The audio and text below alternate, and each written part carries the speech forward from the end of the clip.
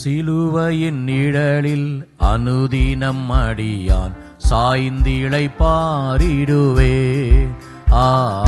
சிலுவையின் நிழலில் அனுதினம் அடியான் சாய்ந்திழை பாரிடுவே.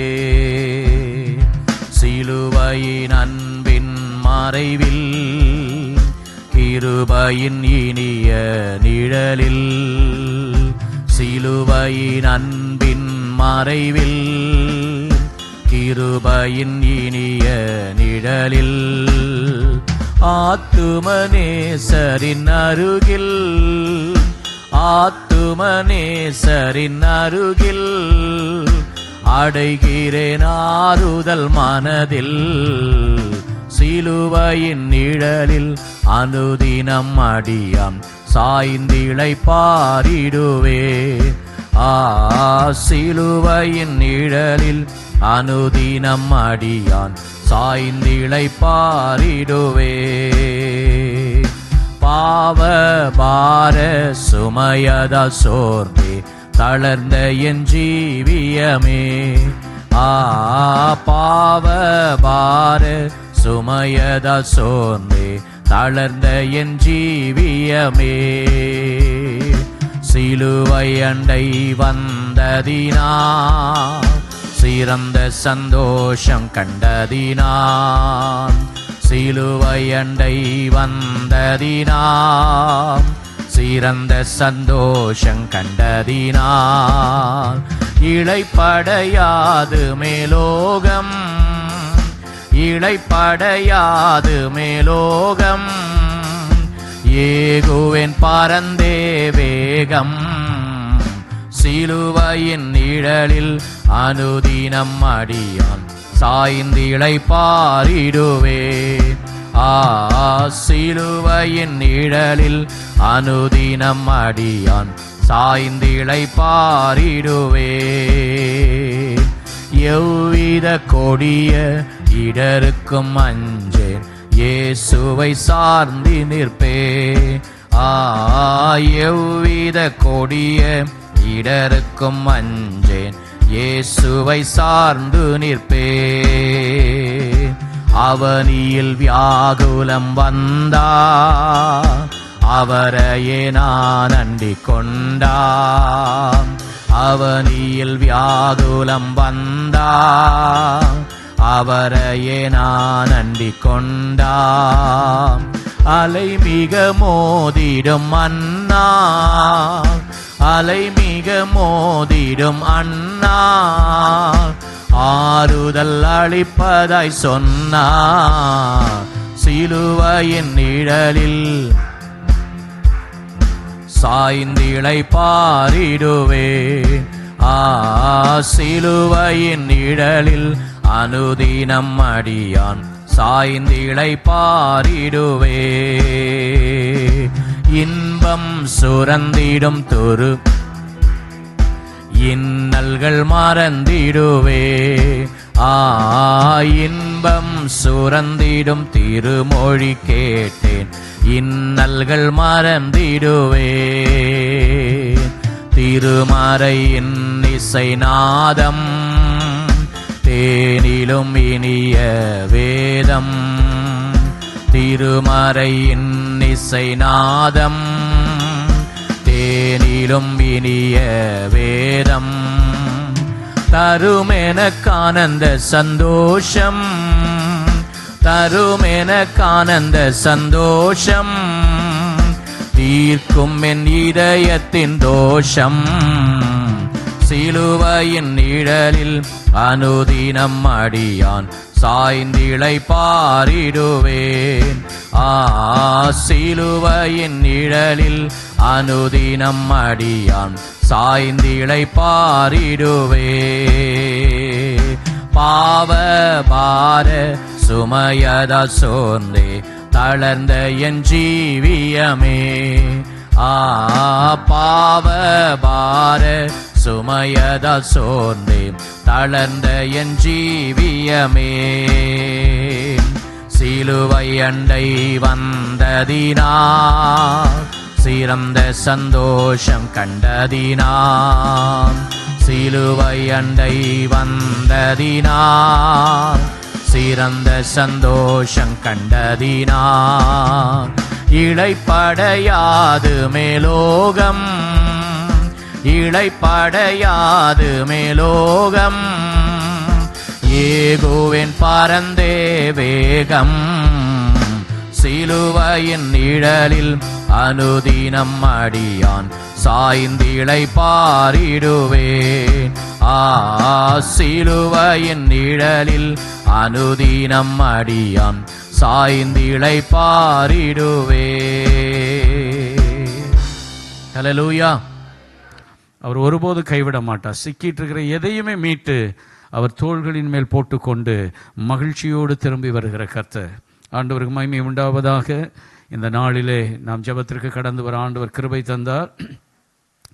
கடந்த நாட்களில் ஜெபத்திற்காக திட்டமிட்டு கொண்டிருந்த வேளையில் நம்முடைய கிளை சபையின் ஊழியரில் ஒருவரை நாம் செய்திக்கு அழைத்தால் நலகமாக இருக்கும். நிறைய பேரை கூப்பிடணும்னு பிளான் பண்ணேன். ஆனாலும் கடைசியில் ஞாயிற்றுக்கிழமை நாம் அது ஒரு ப்ரேயர் ஈவினிங்காக நம்ம மாற்றினோம். ஆகவே இன்றைக்கு நாம் கேட்க போகிற செய்தியை கர்த்தர் ஆசீர்வதிப்பாராக. எத்தனை பேருக்கு பாஸ்டர் தெரியும்? நல்லா கை வைத்து காட்டுங்களேன். கொஞ்சம் பேருக்கு தெரியும். பாஸ்டர் சிபி தாமஸ், கும்மிடிப்பூண்டி சர்ச்சுன்னு சொல்லுவோம் தெரியுமா? ஆக்சுவலாக அது கும்மிடிப்பூண்டி இல்லை, அது அதிலிருந்து ஒரு 3 கிலோமீட்டர் முன்னாடி வேர்க்காடு அப்படின்னு ஒரு வில்லேஜ். ஒரு சின்ன வில்லேஜ் தான், ஆனால் சயின்டிஸ்டெல்லாம் இருக்கிற வில்லேஜ். ஸ்ரீஹரிகோட்டாவில் இருக்கக்கூடிய நிறைய பேர் அங்கே தங்கி இருக்கிற ஒரு பெரிய கேம்பஸ் உண்டு. அதுக்கு நேர் எதிர இருந்தார், பக்கத்தில் இருந்தார், நேர் எதிர போனார், இப்போ திரும்பி பக்கத்தில் போயிருக்கிறார். கர்த்தருக்கு ஸ்தோத்திரம் உண்டாவதாக. அருமையான பாஸ்டர் சிபி தாமஸ்க்காக, அவருடைய துணைவியார் பிரேமாவுக்காக, மகள் ஆலிஸ் அவர் 12th எழுதியிருக்கா, நல்ல காலேஜில் இடம் கிடைக்கணும். பெஞ்சமினுக்காக, கேரலுக்காக.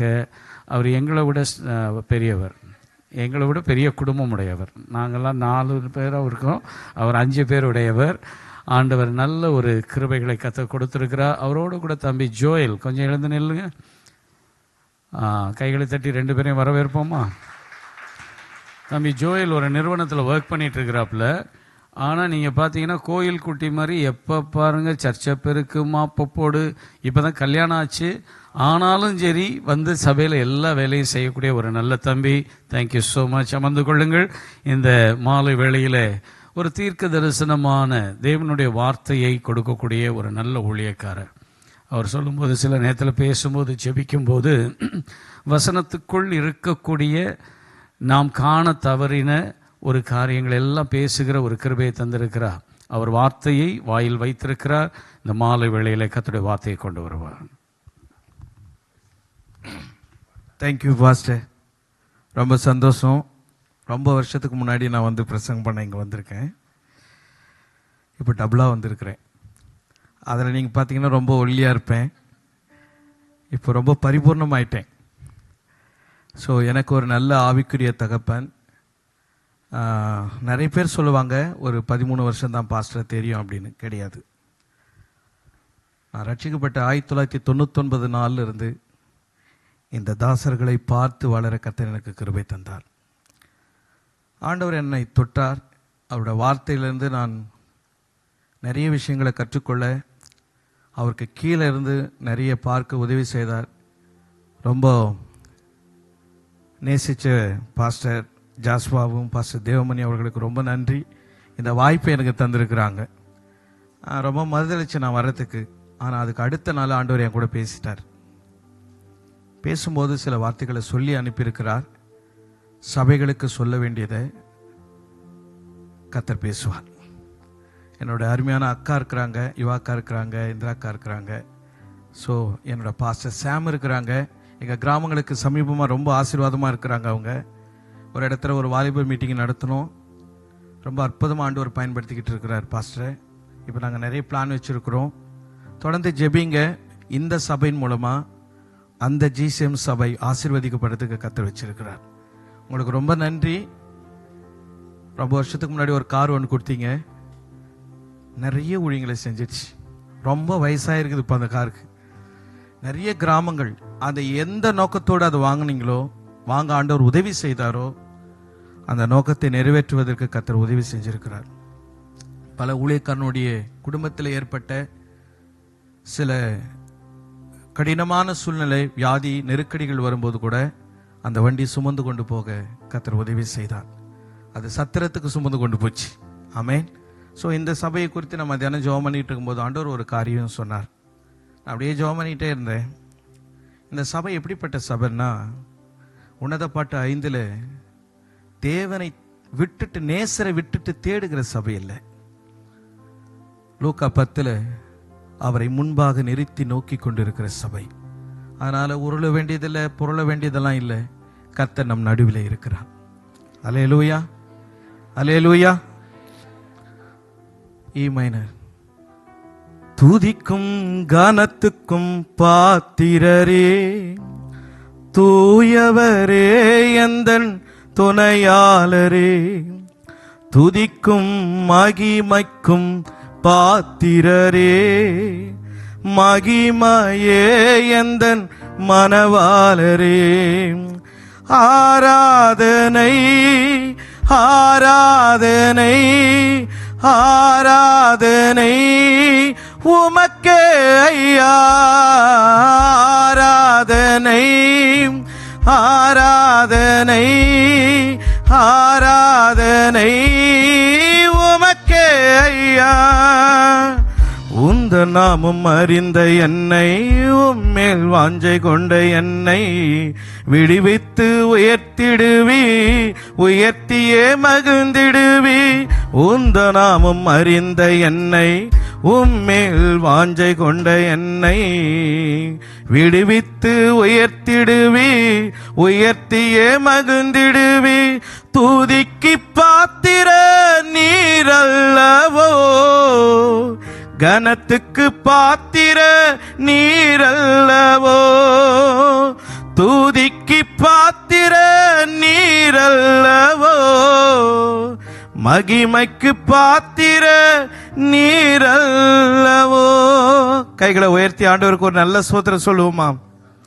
கர்த்தர் நல்லவர். ஆமென். கர்த்தர் நல்லவராய் இருக்கிறார். இன்னைக்கு ஆண்டவர் நம்ம கையில நிறைய காரியங்களை ஒப்பு கொடுத்திருக்கிறார். நிறைய விஷயங்களை ஆண்டவர் நம்ம கையில அர்ப்பணிச்சிருக்கிறார். சில நேரங்களில் இன்னைக்கு ஆண்டவர் நம்ம கையில ஒப்பு கொடுத்திருக்கிற காரியத்துல தக்க சமயத்துல நம்ம கையில எடுக்காததுனால அது வேறொருவன் கைக்கு போய்கிட்டு இருக்குது.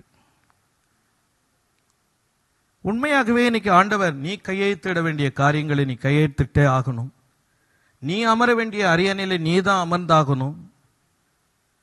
நீ செய்ய வேண்டிய கிரிகளை நீ தவற விட்டா நிச்சயமா அது வேறொருத்தன் கைக்கு போகும். போக போறது அது வாங்குறவன் நல்லவனா இருக்க மாட்டான். நிச்சயமா அது ஒரு பிசாசா தான் இருக்கும். இன்னைக்கு சபை நம்ம உணர்ந்து கொள்ள வேண்டிய விஷயம் என்ன தெரியுமா? கிதியோன் நியாயாதிபதிகளின் புத்தகத்தை நல்லா படிச்சிருப்பீங்க நீங்கெல்லாம். எல்லாத்தையும் பயங்கரமா வெற்றி பெற்று எல்லாத்தையும் கொண்டு வந்து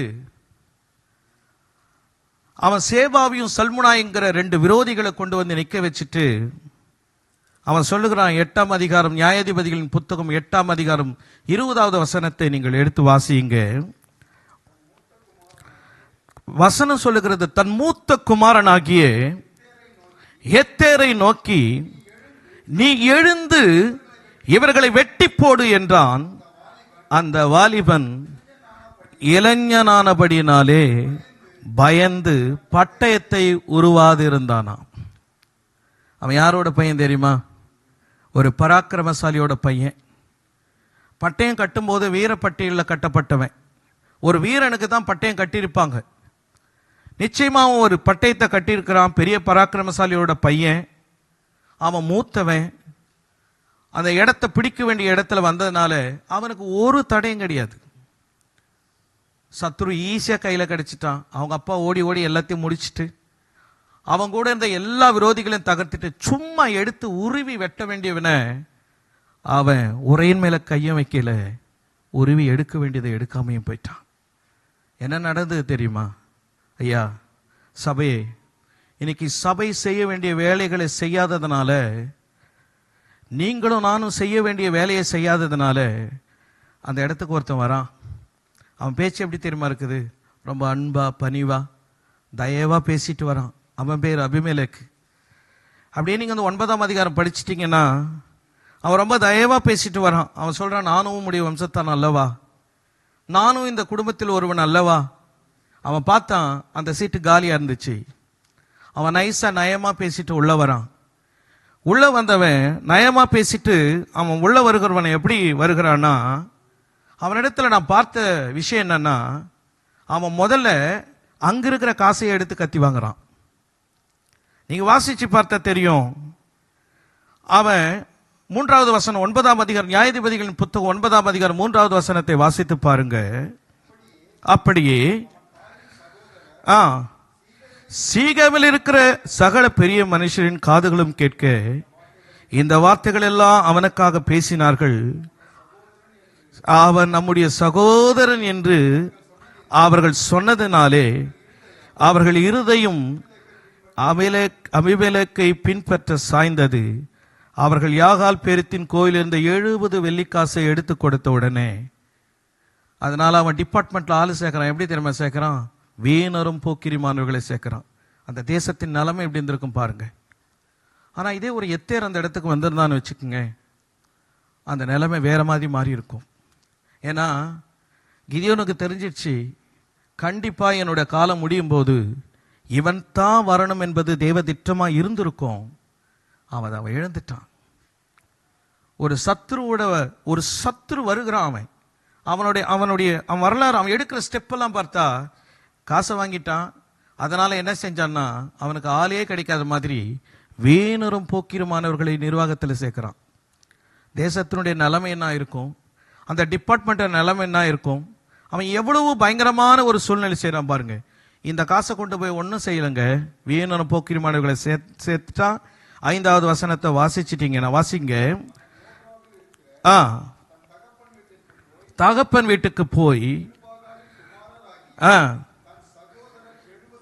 எவன் அந்த இடத்துக்கு வராம போயிட்டானோ அவன் தலையும் தூக்கிட்டான்.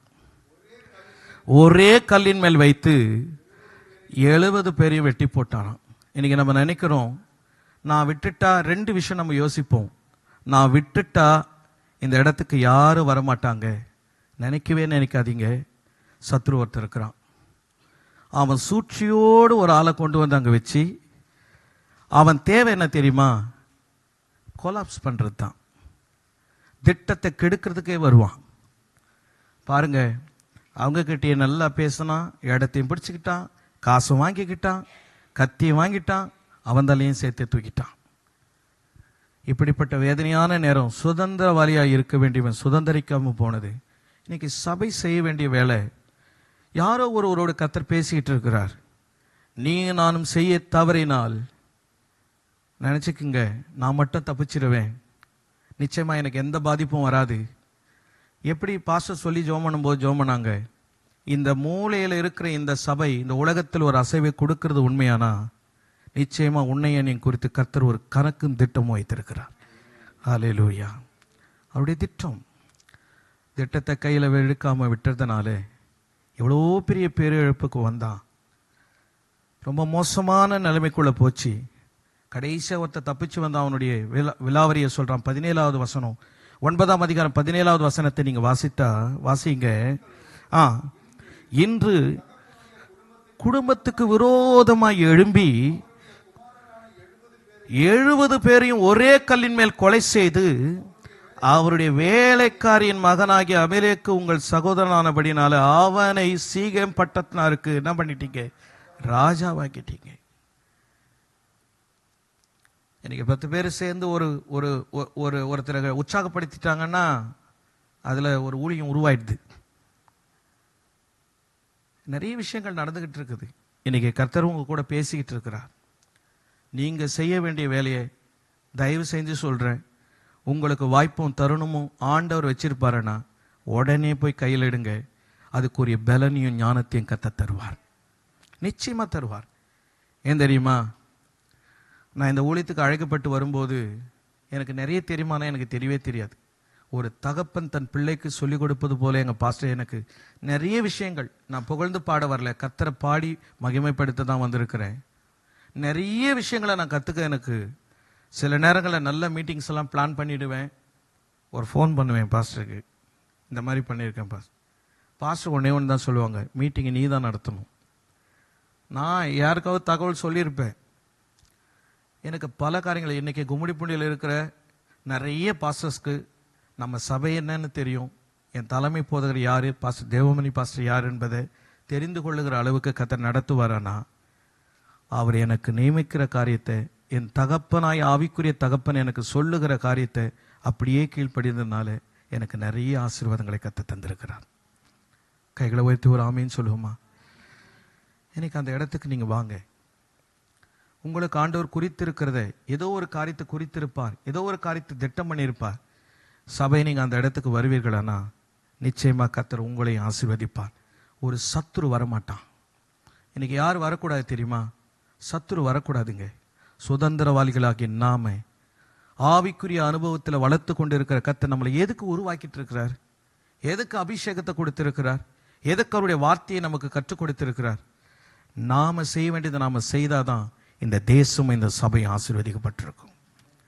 நம்ம கையில் எடுத்து சரி நாளைக்கு பார்த்துக்கலாம் அப்படின்னு சொல்லி, அப்புறமா கொடுத்துக்கலாம் அப்படின்னு சொல்லி, நான் ஒரு காணிக்கையை கூட நான் கொஞ்ச நேரம் பார்த்து கொடுத்துக்கலாமே அப்படின்னு நினச்சி கொஞ்சம் தாமதம் பண்ணேன். அந்த இடத்த இன்னொருத்தர் கொடுத்துட்டு போயிட்டார். நான் பின்னாடி கொடுத்துருப்பேன். ஆனால் நான் கொடுத்த காணிக்கையினால தான் நிச்சயமாக அந்த நபருக்கு ஒரு முக்கியமான ஒரு காரியம் நிறைவேறியிருக்கும். ஆனால் இப்போ இதை பின்னாடி போய் அந்த பணம் உட்காந்துட்டு இருக்கும். ஆனால் ஆண்டவர் உணர்த்தும் போதே நான் கொடுத்துருப்பேன்னு வச்சுக்கங்களேன், அது தேவக்கிரியை நிரப்பெற்றிருக்கும்.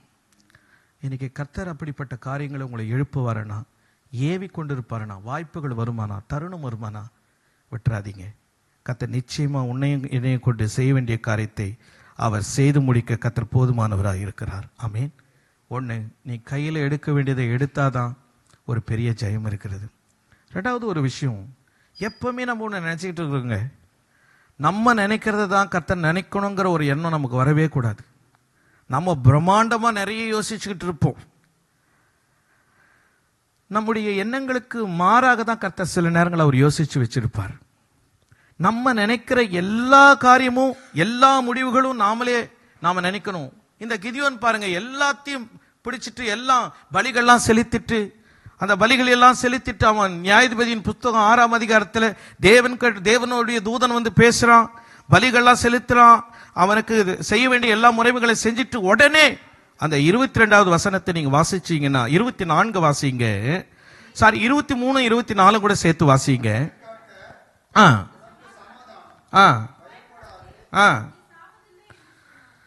அங்க தூதன் அவனை சந்திக்கிறான். என்ன சொல்லி சந்திக்கிறான்னு சொன்னா, நீ சாவதில் இதெல்லாம் சந்திச்சிட்ட பிறகு 24வது வசனம் சொல்லுது, அங்கே கிதியோன் கர்த்தருக்கு ஒரு பலிபீடத்தை கட்டி அதற்கு யெகோவா சாலமோன் ரொம்ப பிரம்மாண்டமான பேர் வச்சுட்டான், பலிபீடம்லாம் கட்டிட்டான், எல்லாத்தையும் கட்டிட்டு எல்லாத்தையும் ஆயத்தமா இருக்கிறான். ஒரு கட்டையை கூட கர்த்தர் கொளுத்து விடலை.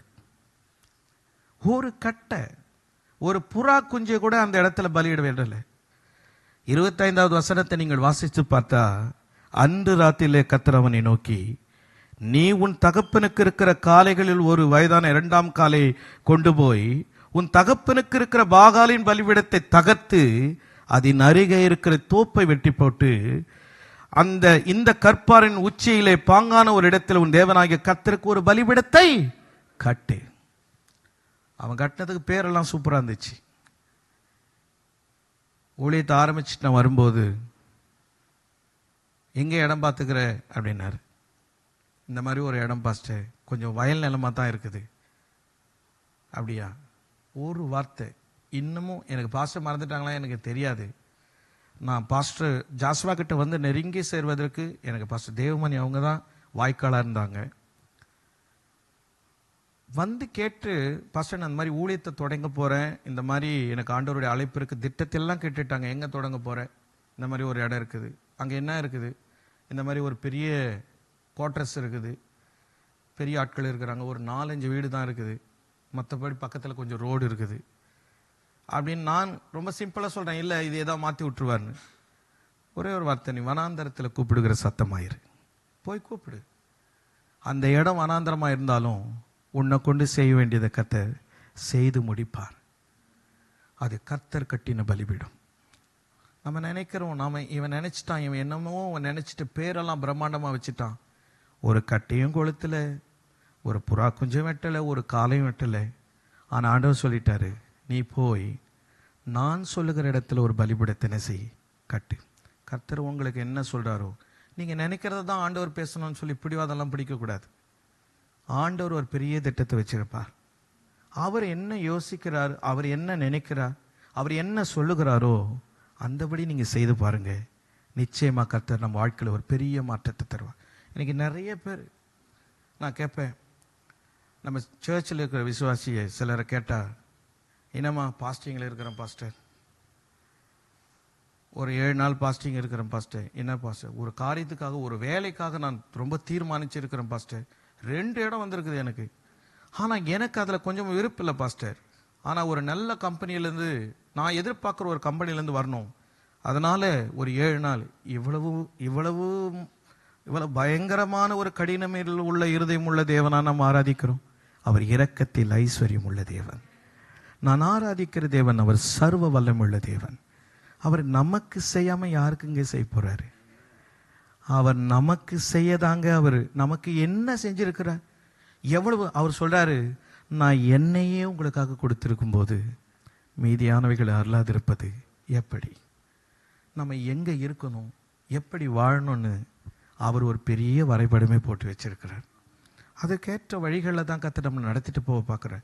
உடனே கல்லு கடிச்சு பலி செலுத்தி, நான் தூதனை இங்கே பார்த்துட்டேன், அதனால் இங்கே பலிபீடம் கட்டி பேரெல்லாம் பிரம்மாண்டமாக வச்சு என்ன பிரயோஜனம்? அன்றைக்கி ராத்திரி ஆண்டவர் வந்து அந்த இடத்த விட்டுருட்டார். அவன் விட்டு தானே போனான். 32,000 பேர் புறப்பட பண்ணிட்டான். காலையில் 7ஆம் அதிகாரத்தை நீங்கள் வாசித்து பார்த்தீங்கன்னா, அவன் காலமே எழுந்து 32,000 பேரை திரட்டிக்கிட்டு வரான். இந்த மீதியான கிழக்கத்தி பெரிய பெரிய பயங்கரமா அப்படி பாளையம் முழுவதும் படுத்து கிடக்கிறாங்களாம், கடற்கரை மணலை போல பயங்கரமா.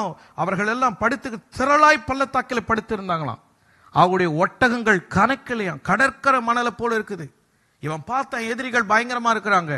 சரி, ஒரு 30 இருக்கிற எல்லா வீரனையும் புரட்டு, எல்லாரும் கிளம்புங்க. அந்த 7ஆம் அதிகாரம் முதல் வசனம் சொல்ற, அவன் காலமே எழுந்து எல்லாரையும் திரட்டிக்கிட்டு வந்துட்டானா. அவன் நினைவு என்னன்னா, இவங்களை அடிக்கணும்னா நம்ம கொஞ்சம் பலமா போகணும். ஆனா ஆண்டவருடைய நினைவு என்ன தெரியுமா? நான் கொஞ்சத்தை கொண்டு ரட்சிக்க வல்லவர். என் கையில் நான் பிளான் வச்சிருக்கேன், உன்னை ஜெயிக்க வைக்கணும், அவ்வளவுதானே. உன்னை ஜெயிக்க வைக்கணும், அவ்வளவுதானே. ஜெயிக்க வைக்க போது நான். கிதியோனுடைய திட்டம் என்ன தெரியுமா? இதெல்லாம் இருந்தது தான், வாடா வாடா நீங்கெல்லாம் வா, அப்பா இப்படி இந்த பக்கம் வா, எல்லாரையும் கூப்பிட்டான். கொஞ்ச தூரம் பயணப்பட்டு வந்தான். அந்த அந்த வசனத்தை வாசித்தீங்கன்னா, நீரூற்றின் கிட்ட பாளையம் இறங்கினார்கள். மீதியானுடைய பாளையம் அவனுக்கு வடக்கே மோரேமேட்டிற்கு பின்னாக பள்ளத்தாக்கில் இருந்தது. கொஞ்சம் தூரம் வந்த உடனே ஆண்டவர் பேசுறாரு, அப்பா நிறுத்து, எல்லாரையும் இங்கே நிறுத்துரு, உன் வீரர்கள் எல்லாம் அப்படி ஓரமா நிறுத்து, அப்படியே நிறுத்திருப்பா. சரி சொல்லுங்க ஆண்டவர், என்னாச்சு? பயங்கரமான கூட்டம் இருக்குது, அவங்களை ஜெயிக்கத்தான் நாங்கள் போயிட்டு இருக்கிறோம். ஒரு வார்த்தை நான் சொல்றேன், அதை மட்டும் திரும்ப சொல்ல. தீகளும் பயமுள்ளவன் நல்லா கிளம்புன்னு சொல்லு. இவனுங்க எப்படித்தான், இவனுங்களுக்கு ஒரு கவலையும் கிடையாது. எவனானா செத்தா சாகட்டும், நம்ம வீட்டுக்கு போயிடலான்ட்டு 22,000 பேரும் உடனே திரும்பி போயிட்டானுங்க. இவன் பார்க்குறான், சரி மீதம் எவ்வளோ பேர் இருக்கிறாங்க? ஒரு 10,000 பேர் இருக்கிறாங்க. சரி இவங்களை வச்சாவது எப்படியா ஜெயிச்சிடலாம். கொஞ்சம் தூரம் போன உடனே அந்த 4வது வசனத்தில் சொல்றாரு, வாசிங்க. அந்த கிதியோனை நோக்கி, ஜனங்கள் இன்னும் அதிகம், தண்ணீர் அண்டைக்கு இறங்கி போக பண்ணு, அங்கே அவர்களை நான் பட்சித்து காட்டு, உன்னோடு கூட வரலாம் என்று நான் யாரை குறிக்கிறேனோ அவன் உன்னோடு கூட வரக்கடவன், உன்னோடு வரலாகாது என்று நான் யாரை குறிக்கிறேனோ அவன் கூட என்ன செய்யக்கூடாது, வர. சித்தப்பா விட்டு பையன் வராமல் போயிட்டான்னா எப்படி கோச்சிப்பான்னு சொல்லி 2 பேர் அவன் கூட வச்சிருந்தான்னு வச்சுக்கோ, அங்கேயும் துரத்தி அடிச்சிருப்பாங்க. எங்கள் அத்தை வீட்டுக்காரர் வராமல் போயிட்டார்னா எப்படின்னு சொல்லி, நீ கொஞ்சம் அட்ஜஸ்ட் பண்ணிக்க, நீ உள்ளே வந்துரு அப்படின்னு சொல்லு. ஆண்டவர் ஒரு ஸ்டைலில் வச்சுட்டார். அங்கே உங்களுக்கு எக்ஸாம் வைக்கிறார், தண்ணியில் எத்தமை விட்டுரு. அவர் என்ன நினச்சாரு, ஆட்டுக்குட்டிக்குன்னு நினச்சாரா என்ன நினைச்சாரு தெரியல. இவங்களுக்கு என்னன்னா கொஞ்சம் தூரம் ஓட சொல்லியிருக்கணும். நம்மெல்லாம் என்ன பண்ணிருப்போம், பயிற்சி எப்படி கொடுத்துருப்போம், ட்ரைனிங். இப்போ என் கூட 10 பேர் இருந்தாங்கன்னா என்ன பண்ண, பைபிள் படி, நீதிமொழி கொஞ்சம் படி, வாலிபனா இருந்தால் கொஞ்சம் நீதிமொழி படிச்சா, ஏதாவது ஒரு எக்ஸாம் எது, டெஸ்ட் எது, நம்ம அப்படிதான் கூட்டுப்போம். இவருக்கு இருக்கிற ஞானத்தை பாருங்க. நம்ம ஆண்டவர் சர்வ வியாபிங்க. அவரை மாதிரி யோசிக்கவும் அவரை மாதிரி தீர்மானிக்கவும் யாராலையுமே முடியவே முடியாது. நம்ம நினைக்கிற ஆண்டவர் நீங்களும் நானும் யோசிக்கிற தெய்வத்தோட வல்லமை கிடையாது. இதற்கு அப்பாற்பட்ட ஒரு வல்லமை இருக்கிறது. அவர் எவ்வளவு அழகா தீர்மானம் பண்ண, எல்லாரையும் தனியில் கூட்டு போய் விடுறான்றார். இவனை தாகமா இருக்கிறவங்க எல்லாம் தெரிஞ்சிச்சு அவருக்கு. கூட்டு போய் விடு. அவர் என்ன சொன்னார்னா, குனிந்து கையில் அள்ளி நக்கி குடிக்கிறவன் அவனை பார்த்துக்கோ. குனிந்து கையில் அள்ளி நக்கி குடிச்சவன் என்ன பார்த்தா 300 பேர் தான் இருக்கிறான்.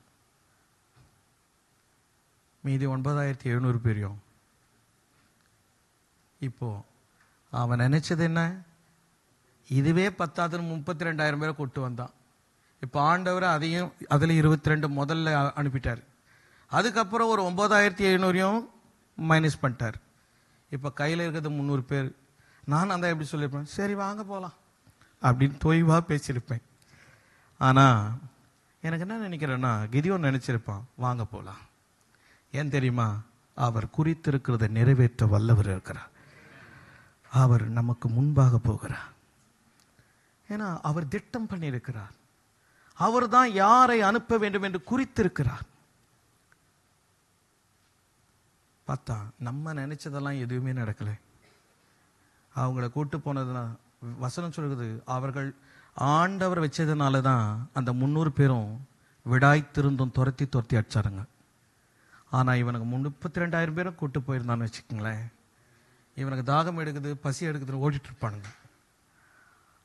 ஆனால் ஆண்டவர் கொடுத்த ஆட்கள், ஆண்டவர் கொடுக்கிற எதுவுமே முடிவு பறிந்து நிலைத்திருக்க பண்ணுவார். ஏன்னா தீர்மானிக்கிறது அவர் இல்லை. நீங்கள் ஒன்று நினைக்கிறீங்க, நாம தான் குறிக்கிறோன்னு நினைக்காதீங்க. அவனுக்குள்ள அந்த ஆவியை கட்டளிடுவார், அந்த இருதயத்தை தட்டி எழுப்புவார், அந்த வேலையை செய்ய வைப்பார். அப்படிப்பட்ட தேவனை தான் நம்ம ஆராதித்து கொண்டு இருக்கிறோம். தயவு செஞ்சு இந்த எப்தா இருக்கிறான் பாருங்க, இவனுக்கு என்னன்னா, இந்த அம்மோனியர்களை ஜெயிச்ச உடனே ஒரு பொருத்தனை பண்ணிக்கிறான். நான் கண்டிப்பாக ஜெயிச்சுட்டு வந்தேன்னா என் வீட்டு வாசலில் கோழி ஏதாவது நடமாட நினச்சிருப்பான் போல இருக்குது. இந்த வாசல் எல்லாம் பார்த்தீங்கன்னா கிராமத்தில், நீங்கள் உங்களுக்கு எத்தனை பேருக்கு கிராமம் தெரியுமே தெரியல. இவன் கணக்கு என்னன்னா, திராட்சை தோட்டமுள்ள ஒரு 17 பட்டணங்கள் இவனுக்கு என்ன செய்ய, ஒரு 20 பட்டணம் கிடைக்க போகுது. இவன் பார்த்தா ஆண்டவர்கிட்ட ஒரு பொருத்தனை பண்ணான். நம்ம ஜெபம்லாம் இன்னைக்கு அப்படிதான் இருக்குது. ஆண்டவரே அப்படியே நான் சம்பளம் வாங்கிட்டேன்னா ஒரு முதல் சம்பளத்தை நான் போட்டுறேன், இல்லைன்னா முதல்ல தசம் பார்த்து உனக்கு கொடுத்துட்டு வீட்டுக்கு எடுத்துட்டு போயிடுறேன். நீங்க நினைக்கிறபடியே இல்லை ஐயா. அவர் நினைக்கிற விதமே வேற. உன் பார்வைக்கு பச்சை தெரிகிறத நீ பச்சைன்னு சொல்லுவ, அவர் சொல்லுவார் இல்லை இல்லை அது நீல நிறம்னு சொல்லுவார். கொஞ்சம் தூரத்தில் இருக்கிற நீ கிட்ட போய் பாருன்னு, அப்பதான் தெரியும் நம்ம அதோடைய ஒரிஜினல் கலர். அவ்வளவு பயங்கரமான ஒரு தெய்வம். இவன் என்ன பொறுத்தனை பண்றானா, ஆண்டவரே அந்த 11ஆம் அதிகாரத்தை 30வது வசனத்தை சும்மா படிச்சுக்குங்களேன்.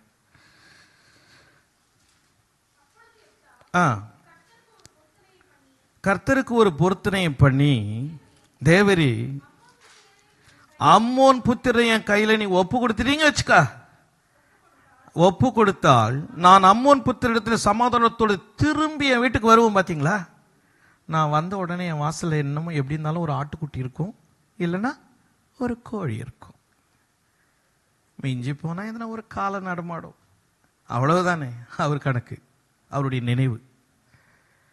இவன் என்ன விதத்தில் பொருத்தனை பண்ணான்னு தெரியல, ரொம்ப விதாண்டமா பண்ணிருப்பானா, ரபா ஜெயிச்சுட்டு வந்துட்டேன்னா நான் எல்லாம் பண்ணிடுறேன் அப்படின்னு சொன்னானோ என்னவோ தெரியல. எப்பவுமே தேவனுக்கு முன்னாடி மாத்திரம் பிஸ்னஸ் பேசக்கூடாது. நிறைய பேர் இன்னைக்கு பிஸ்னஸ் பேசிக்கிட்டு இருக்கிறோம். ஆண்டவரே வேலை கிடச்சிட்டா நான் அது தரேன், என் பொண்ணுக்கு கல்யாணம் ஆகிட்டா பாஸ்ட்டுக்கு 2 பேண்ட் ஷர்ட் எடுத்து தந்துடுறேன். அவர் ரொம்ப பயங்கரமானவருங்க. பிஸ்னஸ் பேசணும் மனக்கணக்கு போட்டோன்னெல்லாம் என் முன்னாடியே கர்த்தர் மண்ணுக்காக வச்சிருக்கிறார். என்னை வச்சே எத்தனையோ கணக்கெல்லாம் போட்டாங்க. அவரா தம்பிங்க வா கூப்பிட்ற விதமே பார்த்தா நான் என்னமோ 12 வயசு பையன் பாரியே கூப்பிடுவாங்க. ஐயா சொல்லுங்க ஐயா. நீ எங்கேருந்து வர? நான் இந்த மாதிரி வேறுகாட்டில் கிராமத்தில் ஒரு மூலையில் ஒரு சர்ச் வச்சிருக்கிறேன் ஐயா. சரி, நீ என்ன பண்ணு, ஒரு ஜபம் நடத்திட்ட உடனே இங்கே ஆள் வந்துடும், நீ அங்கே போய் உட்காந்து. இல்லைங்க, அவர் வரதுக்கு முன்னாடி நான் அங்கே உட்காந்துடுறேன். அங்கே போய் உட்காரப்போ, அடிப்போ அப்படி. அவர் நான் ஆராதிக்கிற தேவன் வெளியில் வச்சு ஆராதிக்கிறவர் நினச்சிட்டார். நான் சின்னவன் தாங்க, எனக்குள்ளே இருக்கிறவர் ரொம்ப பெரியவர். நான் வெளியில் இருக்கிற ஆண்டவரை கொண்டாடிட்டு இல்லைங்க, எனக்குள்ள வாசம் பண்ணுகிறவரை கொண்டாடிக்கிட்டு இருக்கிறேன். அவர் இடைவிடாமல் என் கூட தொடர்பில் இருக்கணும். நிறைய நேரங்களை பாச சொல்லுவாங்க, சிபி எங்கே இருக்கிற? ஆரம்பத்தில் எனக்கு இந்த போலீஸ்கார்கிட்ட மாட்டின மாதிரியே இருந்தது. உண்மையாவே நம்ம எதுக்கு போய் சொல்லணும், தெரிஞ்சு தான் வந்தப்பா, கண்ணை மூடி கணக்கு போட்டுமா. நான் உண்மையாக இன்னைக்கு பல நேரங்களை அழுது கண்ணீரோடு சொல்கிறேன், எனக்கு ஒரு நல்ல அப்பாவை கொடுத்துருக்கிறார். என்னை விசாரித்து நான் இந்த மாடல் நான் உபயோகிக்கிறது கூட இவங்க தாங்க காரணம். ஒரு நாள் வராரு, ஒரு கார் எடுத்துகிட்டு வந்து கொடுத்துட்டு நீ தான் ஓட்டணுன்றாரு. என்ன இது, நான் ஃபாரின் கார் விட்டு பையனா? நான் எனக்கு இந்த காரோட நீ ஓட்டணும் சொல்கிறதெல்லாம் பார்த்தா பயங்கரமாக இருக்கும். ஆனால் ஆண்டவர் என்னை செய்ய வைப்பார். ஏன்னா அது அவர் சொல்லலை, அவர் எனக்கு முன்பாக குறித்து இருக்கிறார். அவர் நிறைவேற்ற வல்லவராக இருக்கிறார். இவன் சத்தியத்துக்கு போயிடுவோம், எனக்கு இன்னும் முடிஞ்சிடும்னு நினைக்கிறேன், 10 நிமிஷம் தான் இருக்குது. ஆனால் பாருங்க, இவன் வந்து ஒரு ஆட்டுக்குட்டியாவது ஒரு கோழியை ஒரு ஏதோ ஒன்று வாசல் இருக்கணும், எல்லாம் வெற்றியெல்லாம் திகைச்சிட்டு திராட்சை தோட்டம் பரம்பி இருக்கிற பட்டணத்தையெல்லாம் ஜெயிச்சுட்டு வீட்டுக்கு வரான். ரொம்ப புகழாதீங்க, இருக்கு போகலாம், வாங்க போகலாம் அப்படின்னு கூட்டிகிட்டு வரான். இவன் பொருத்தனையில் பயங்கரமானது என்ன தெரியுமாங்க? அவன் வாசல் வழியாக வரும்போது ஆடிக்கொண்டு வந்தது அவனுக்கு இருந்த ஒரே மகள். எதனால் இதை கர்த்தர் இப்படி போட்டாருன்னு எனக்கு ஒன்றுமே புரியல. அவன் பொருத்தனை நிறைவேற்றிட்டான், பிள்ளைய போட்டான், அது துக்கம் கொண்டாடிட்டு இருந்தாங்க, அதெல்லாம் இருக்கட்டும். அதுக்கு முன்னாடியே இவன் நினைவை கர்த்தர் யோசிச்சிருக்கிறார். தயவு செய்து நீங்கள் நினைக்கிறபடி தான் ஆண்டவர் நினைக்கணுங்கிறத மறந்துடுங்க. ஏன்னா அவர் சொல்கிறாரு, உன் நினைவுகள் என் நினைவுகள் அல்லவே அல்ல. நீ ரொம்ப யோசிக்காத, உன் யோசனை எதுவுமே என் யோசனையில் இல்லவே இல்லை. நான் கூட எங்கள் பிள்ளை மூத்தவளை படிக்க வைக்கும்போது தட்டி கொடுத்து, நீ எப்படியாவது டாக்டர் ஆயிடணும், என்ன ஆயிடணும், டாக்டர் ஆயிடணும் அப்படி. நமக்கு எல்லாருக்கும் அந்த ஆசை இருக்கும்ல. சும்மா வாயில் அப்படி சொல்லிட்டு வந்தோம். டாக்டர் ஆகணும்னா என்னென்ன வேணுன்றது அப்புறமா தான் தெரியுது நமக்கு. ஏதோ படிச்சுட்டு இருந்தா. அதுக்கப்புறமா அவள் குரூப் செலக்ட் பண்ணும்போது பாஸ்டர் கிட்ட ஒரு ஆலோசனை கேட்டா, இப்படி தான் படிக்கணும்னு சொன்னார். எல்லாம் முடிஞ்சிச்சு, டாக்டர் முடிஞ்சிட்டு. இப்போ அவள் வேற டிபார்ட்மெண்ட்டுக்கு போயிட்டுருக்குறா. ஏன்னா நான் அவகிட்ட ஒன்று சொன்னேன், நான் நீயும் நான் நினைக்கிறத அவர் நினைக்கல, அவர் வேறு ஒரு காரியத்தை உன்னை குறித்து நினைச்சு வச்சிருக்கிறார். மூன்றாவது ஒரு காரியம், நம்மளோட வாழ்க்கையில் நிறைய ஆரம்பங்கள்லாம் பாருங்க. இந்த ஊர்ல எல்லாம் பார்த்தீங்கன்னா, ஊரில் சொல்லுவாங்க, அந்த வீடு கட்டினா அந்த கடைக்கால் அப்படின்னுவாங்க. நம்ம எல்லாம் கொஞ்சம் அடிக்கால்னுவோம். ஏதோ நம்ம சொல்லுவோம். அங்கெல்லாம் பார்த்தீங்கன்னா ரொம்ப ஸ்வீட்லாம் வாங்கி வச்சுட்டு பயங்கரமாக பிரம்மாண்டமாக ஊரில் இருக்கிறவனெல்லாம் கூப்பிட்டு வச்சுருவான். நம்ம போய் எங்கடா எந்த மூலையில் நின்று ஜோம் பண்ணுறதுனே தெரியாது. எல்லாரும் கல்லை வரிசையில் வச்சுட்டு நின்று இருப்பாங்க. ஆனால் போட்டு குழியே மூடிடும், இன்னும் கட்டவே இல்லை. எனக்கு தெரிஞ்ச ஒரு பிரதர் பயங்கரம், எத்தனை பாஸ்டர், நான் தான் பாஸ்டர் நினைச்சிட்டு போனேன். அங்க ஏகப்பட்ட பாஸ்டர். அவரு அது வேற இருக்கு. நான் இங்கிருந்து போகும்போதே, எப்படி நம்ம போகும்போது எதற்கு தான் வருவாங்க இந்த மாதிரி, இந்த எப்தாருடைய குமாரத்தி மாதிரி. அங்க போனா எனக்கு முன்னாடி எல்லாரும் வந்துட்டு இருக்கிறாங்க. நாங்க போன உடனே அவர் ஒரு கல்லை வைக்கிறாரு, இவர் ஒரு கல்லை வைக்கிறாரு. அதுக்காக நான் வயிறஞ்சிட்டேன்னு நினைக்காதீங்க. எனக்கு ரொம்ப பிரம்மாண்டமா இருந்தது, ஊரே வந்திருக்குது. அப்புறமா எல்லாம் வந்தவங்களெல்லாம் அவருங்க, நான் சொல்லிட்டேன், நீங்கள் வந்தவங்களாம் மூத்த ஊழியர் அவங்களெல்லாம் அனுப்பி விட்டுருங்க, நம்ம உட்காந்து கொஞ்சம் நேரம் பேசுவோம். பிரம்மாண்டா அவரு கூப்பிட்டு வந்தார், இவர் பெரியப்பா அவருன்னு. கல்யாண வீடு மாதிரி இருந்தது அந்த அடிக்கால் நாட்டும் போது. இன்றைக்கும் அப்படியே தான் இருக்குது.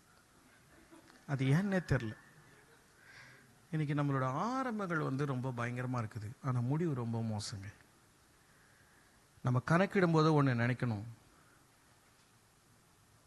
எனக்கு எப்பவுமே பாஸ்டர் உனக்கு முடியுமா, இல்லை பிரியாணி வாங்கி கொடுத்தாருன்னா கூட எதிர்க்கு உட்காந்து அப்படி தான் கேட்பார், உன்னால் முடியுமா, இல்லை கொஞ்சம் பேக் பண்ணிடலாமா, இல்லை ரொம்ப நல்ல வார்த்தை அதெல்லாம். பாஸ்டர் தேவமணி பாஸ்டர் சொன்னாங்க, சிபி நாளைக்கு புதன்கிழமை வரணும், முடியுமா, நல்ல வார்த்தை அது. ஏன்னா கண்டிப்பாக வந்துடுறேன் பாஸ்டர் அப்படின்னு சொல்லிட்டு வராமல் போயிட்டேன்னு வச்சுக்கோங்க, அது வேற மாதிரி இருக்கும். ஆனால் எப்பவுமே நம்மளால் முடியுங்கிறத தொடங்குறத விட என் சர்வ வல்லவர் முடிய பண்ணுவார், அதற்கான ஒரு ஆயத்தத்தையும் ஓட்டத்தையும் நம்ம வச்சுக்கணும். ஏன்னா எல்லாமே கர்த்தர் பார்த்துப்பார், அப்படி எல்லாம் பார்த்துப்பார் அப்படி சொல்லவே கூடாது. நமக்குள்ள ஓடிக்கிட்டே இருப்பார். அவர் சொல்லுவார் எது முடியும் எது முடியாது என்பதை உள்ள இருக்கிறவர் தீர்மானிச்சுட்டே இருப்பார். நம்மளை அந்த பிரசன்ஸில் உணர வைப்பார், நம்ம கூட பேசிக்கிட்டே இருப்பார். இன்னைக்கு நிறைய பேர் அதை பண்ணுறதில்லை. இவன் இருக்கா பாருங்க, இந்த கிதியோன், எல்லாரும் வெளியே வரல, நான் ஒருத்தன் தான் வந்தேன், களத்தில் வந்து அப்படியே அடிச்சிட்டேன், நல்லது தான் சொல்லுவான். என்கிட்ட இருக்கிறதெல்லாம் நான் பெருசாக எண்ணாமே என்னை தர மட்டும் தாழ்த்தினேன். ஏன்னா அவனுக்கு தோட்டம் இருக்குது, துறவு இருக்குது, காலை இருக்கிறது, விளைச்சலுக்கு நலம் இருக்குது, எல்லாம் இருந்தால் கூட என் குடும்பம் எல்லாம் பேசினான். அதுக்கப்புறம் பார்த்தா பாகாலின் பலிபீடத்தை இடிச்சிட்டான், ரொம்ப நல்லது தான். தேவன் சொன்ன இடத்திலே பலிபீடம் கட்டினேன், அதுவும் ரொம்ப நல்லது தான். நான் சொல்கிறேன், நான் வெறும் 300 பேரை வச்சே கடற்கரை மணலை போல இருந்தவங்களை எல்லாம் ஒன்றும் இல்லாமல் ஆக்கிட்டேன், எல்லாம் நல்லது தான். ஆனால் ஒரு இடத்துக்கு வரும்போது அந்த நியாயாதிபதியின் புத்தகம் 8ஆம் அதிகாரத்தில் 24 நீங்கள் அப்படியே வாசிச்சிங்கன்னா, வாசிச்சு பாருங்க, அந்த 8ஆம் அதிகாரம் 24 அப்படியே வாசிங்க.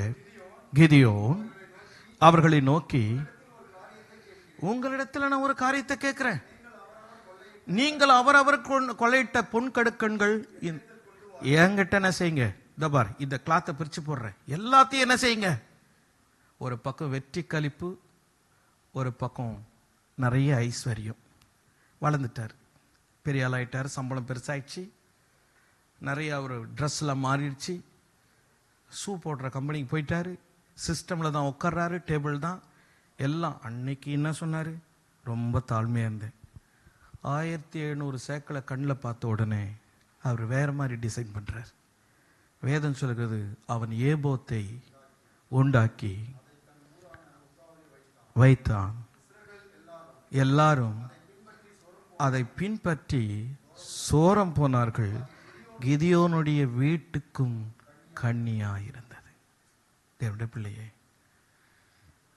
நம்முடைய வாழ்க்கையில் இருக்கிற ஆரம்பம் அந்த நாட்களில் பயபக்தியா சபைக்குள்ள வந்து அப்படியே குடும்பம் வரிசையா முழங்கால் படிட்ட அந்த அனுபவம் வேண்டும் தான்.